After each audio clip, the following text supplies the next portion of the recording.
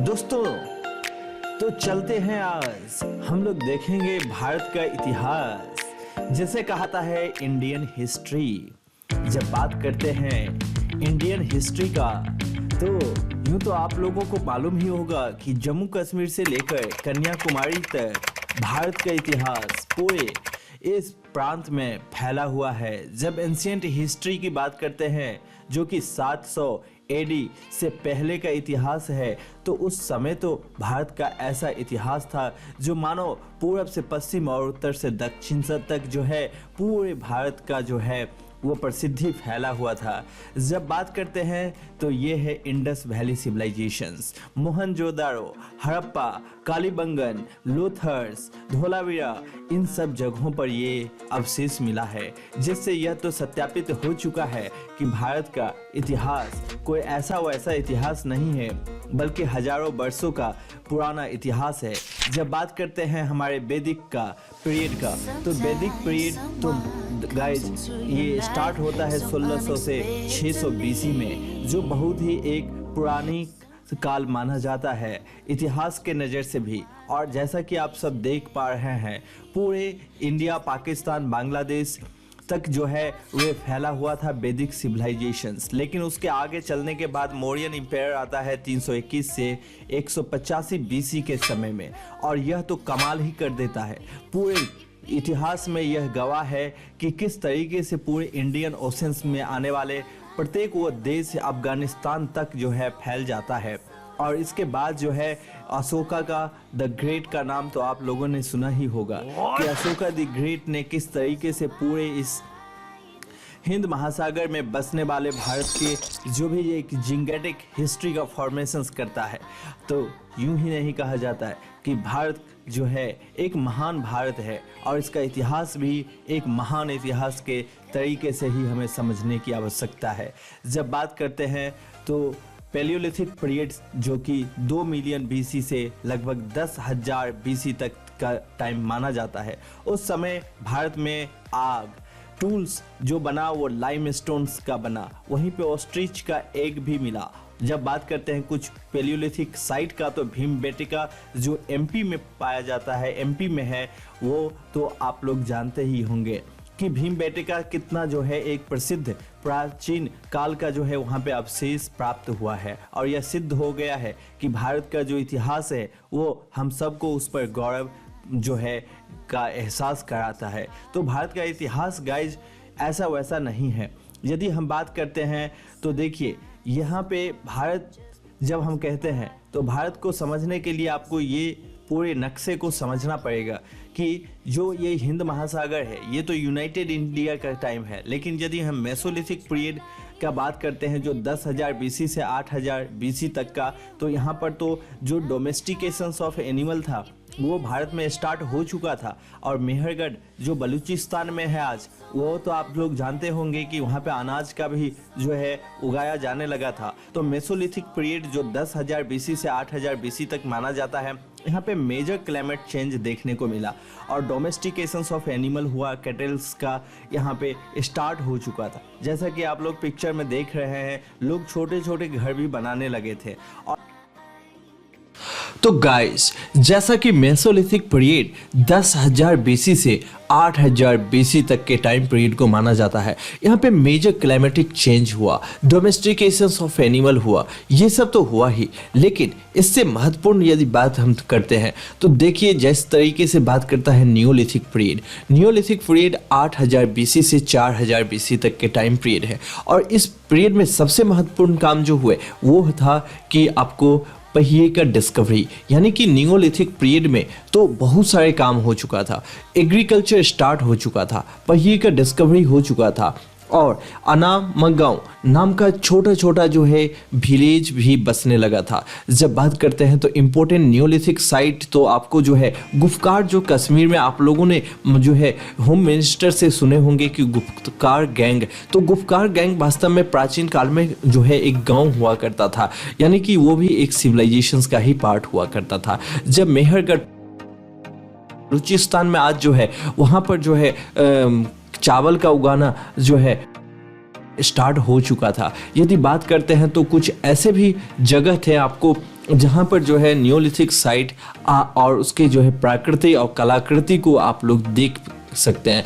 जैसा कि क्योंकि नियोलिथिक टाइम पीरियड इंडिया के अंदर काफ़ी ज़्यादा फ्लरिश हुआ था और काफ़ी सारे लोगों का मानना है कि ये पूरे इंडियन सब कॉन्टिनेंट में जो है नियोलिथिक टाइम पीरियड एक बहुत ही इम्पोर्टेंट टाइम है। फिर आता है चारकोलिथिक, जो 4000 से लेकर जो है 1500 BC तक का टाइम पीरियड था। और चारकोलिथिक टाइम पीरियड हम कह सकते हैं कि एक तरीके से ब्रॉन्ज एज की तरह, ठीक है। यहाँ पे कॉपर एज भी कहा जाता है क्योंकि कॉपर का बना हुआ जो है चीज़ आपको यहाँ पे देखने को मिलता है। कुछ पार्ट जो है वो ब्रॉन्ज एज को कंसीडर करता है, जैसा कि आपको कॉपर प्लस टीन के उत्पादन यहाँ पे देखने को मिलेगा। यहाँ तक आयरन का खोज नहीं हुआ था। इंडस वैली सिविलाइजेशन जो कि 2700 से 1900 BC में काफ़ी अत्यधिक जो है फ्लरिश किया, और आप लोगों को जैसा कि मालूम है कि ये एक कल्चर सिविलाइजेशन था जो कि आपको पूरे जो है हिंदुस्तान पाकिस्तान के क्षेत्रों में जो है पंजाब के सिंध में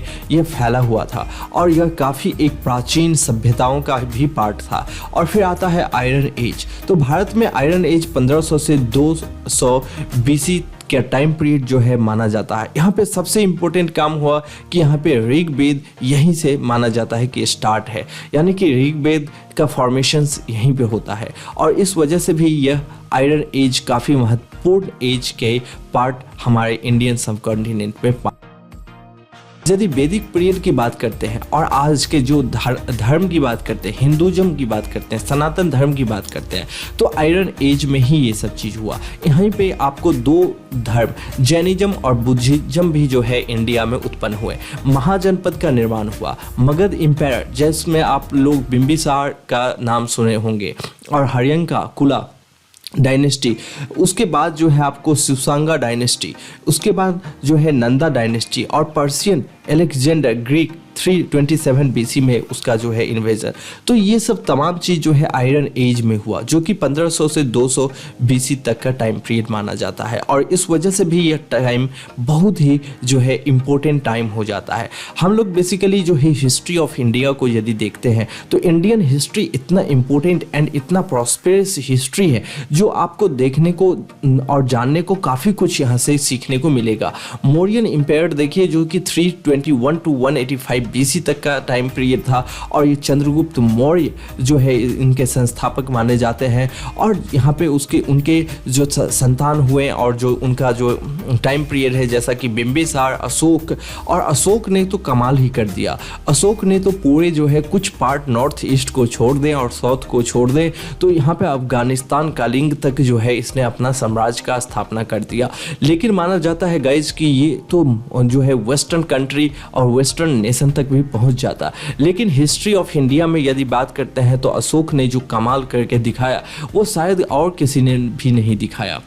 लेकिन ये बाद में जो है अपने जो है धर्म के लिए जाने गए, और बुद्धिज्म का इन्होंने काफ़ी सारा प्रचार प्रसार किया, श्रीलंका तक ये गए। तो यहाँ पे प्रचार प्रसार के लिए और धर्म चक्र परिवर्तन का जो है सिद्धांत आया, और इसके बाद जो है ये उन्होंने जो है युद्ध करना ही छोड़ दिया। तो इम्पोर्टेंट रूलर यदि हम देखते हैं मौर्यन एम्पायर के में, तो उसमें चंद्रगुप्त मौर्य, बिंदुसार, अशोक, ये सब कुछ महान शासक आपको देखने को मिल सकते हैं। अब चलते हैं गाइज, देखिए कि बात करते हैं कि यदि हमें इंडियन हिस्ट्री को समझना है तो इंडियन हिस्ट्री को from the beginning to end समझने के लिए जो है हमें कुछ इंपॉर्टेंट रूलर, जैसा कि आप सब ने देखा कि किस तरीके से बिंदुसार, चंद्रगुप्त, अशोक, ये सब जो है कुछ इंपॉर्टेंट तो है ही, लेकिन जो पाटलिपुत्र का जगह है वो तो काफ़ी फ्लरिश कर रहा था उस समय में। और यहाँ पे सुंगा एम्पायर जो है काफ़ी यहाँ पे ज़्यादा एक जो है प्रॉस्पेरियस जो है एम्पायर के रूप में स्थापित हुआ। जो सुंगा, कान्हा, सतभामा, ये सब जो है आपको देखने को मिल सकता है। ये पोस्ट मौर्यन टाइम किंगडम भी था, और इसको जो है मिडिल किंगडम के रूप में भी जाना जाता है। अब बात कर देते हैं, जैसा कि सतभामा आपको साउथ में थोड़ा सा देखने को मिलेगा, जबकि सुंगा पाटलिपुत्र के रीजन जो है वो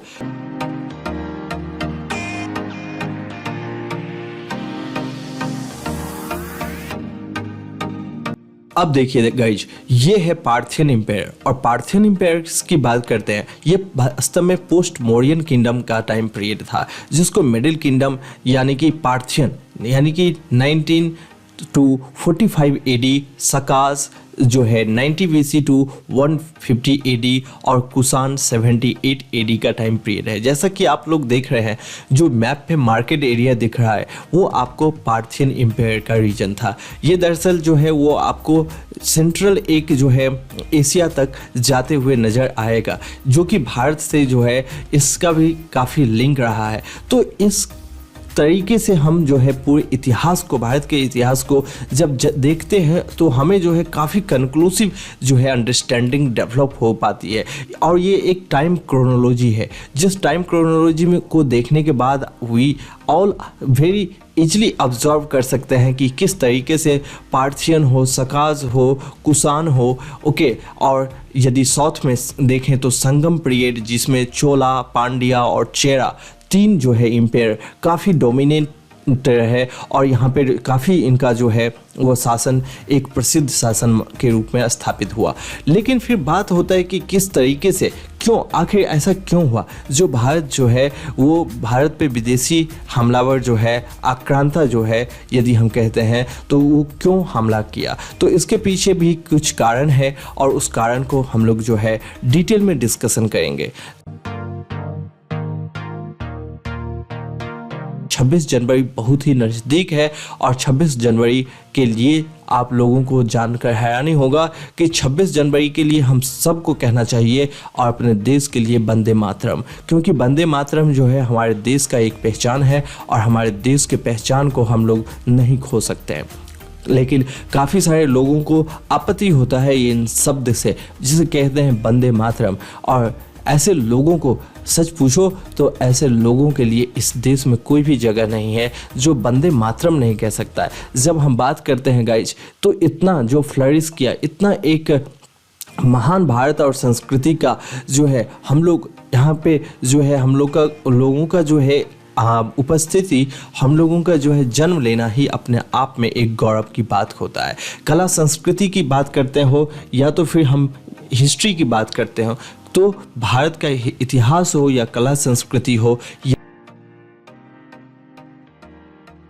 जो है पहनावे हो, ये सब एक पे एक है। और जब बात करते हैं गाइज कि ये गुप्ता किंगडम, तो गुप्ता किंगडम माना जाता है कि भारत के अंदर जो है एक तरीके से जो है golden era and golden opportunity for scholar के लिए, फॉर नॉलेजिस्ट के लिए, जो शिक्षक थे, जो पढ़ाते थे, जो कुछ स्कॉलर टाइप के आदमी थे, उनके लिए जो है गुप्ता पीरियड जो है काफ़ी एक जो है फ्लरिश और इम्पोर्टेंट पीरियड माना जाता है।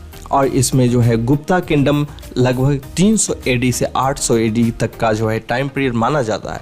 और इसमें भी एक ये व्यक्ति जो है जिनका नाम है समुद्रगुप्त, तो समुद्रगुप्त का पीरियड जो है इसे इंडियन नेपोलियन कहा जाता है इन्हें। और ये इतना शक्तिशाली थे कि मत पूछो। ये माना जाता था काफ़ी जो है वीर किस्म के जो है वो शासक हुआ, और लेकिन जो है ब्राह्मण और विद्वानों का बहुत ही आदर किया करता था और काफ़ी सारे स्कॉलर को इसने प्रोटेक्शन दिया और काफ़ी जो है आर्ट एंड लिटरेचर्स को भी जो है फ्लरिश, नॉलेजिस्ट लोगों को बहुत ही रिस्पेक्ट देते थे, स्कॉलर को काफ़ी रिस्पेक्ट देते थे। और ये पोस्ट गुप्ता यानी कि कंटेम्प्रेरी गुप्तास पीरियड का टाइम जो है वो बहुत ही इम्पोर्टेंट माना जाता है। यदि हम बात करते हैं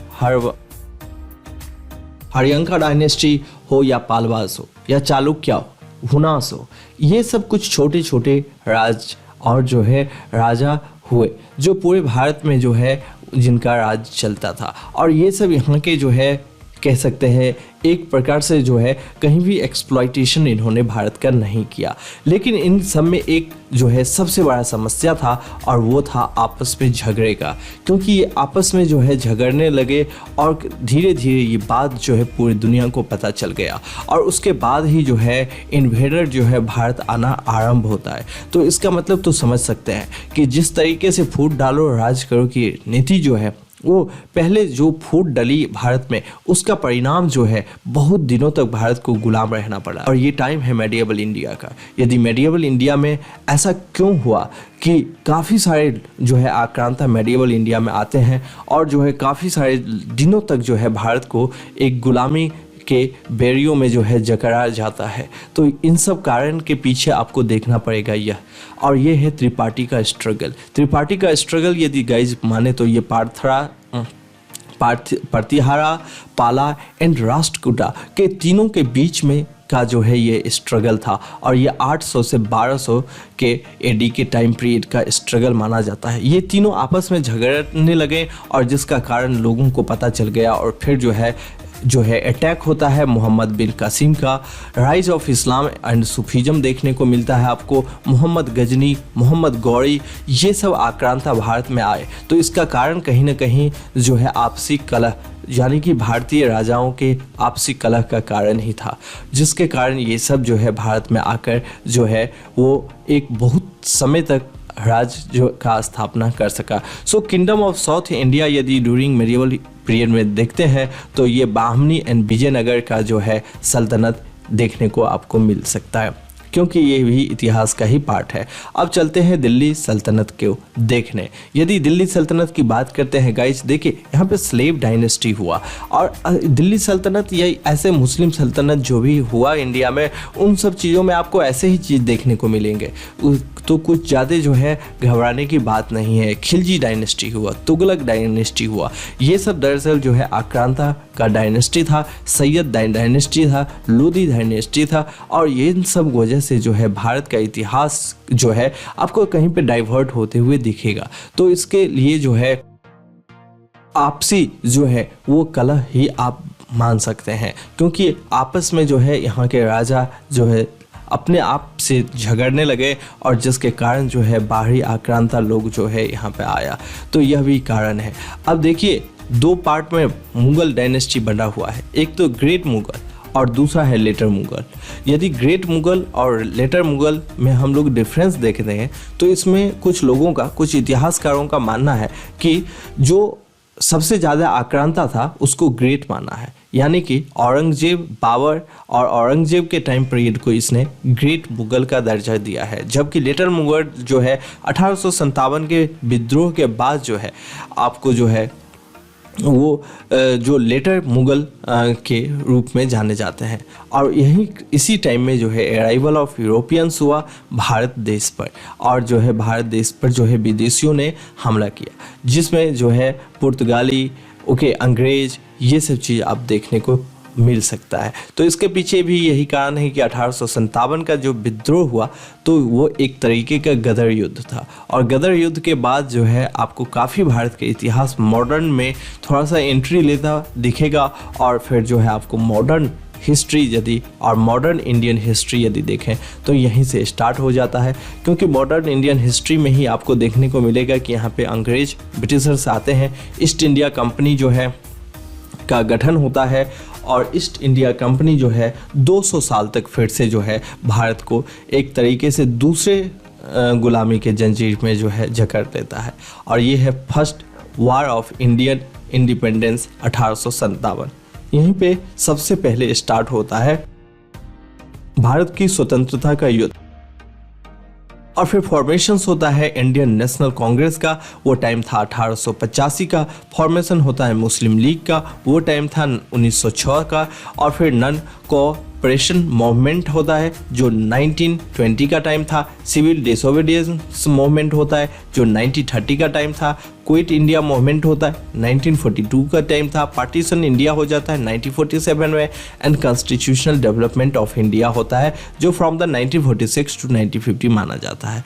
इन तरीके से हम लोग जो है भारत के मॉडर्न इंडिया को यदि देखते हैं तो एक एक करके यदि हम देखें तो मॉडर्न को हम दो भाग में बांट सकते हैं। एक तो आपको जो है second phase and first phase.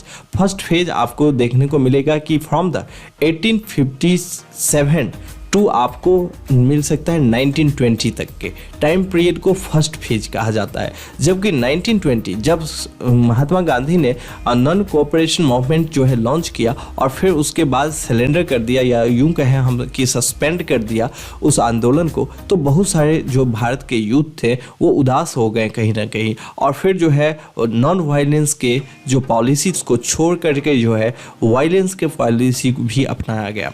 और वही जो है सेकेंड फेज जो है इंडियन रिवॉल्यूशंस का यानी कि इंडियन फ्रीडम फाइट्स का देखने को मिलता है।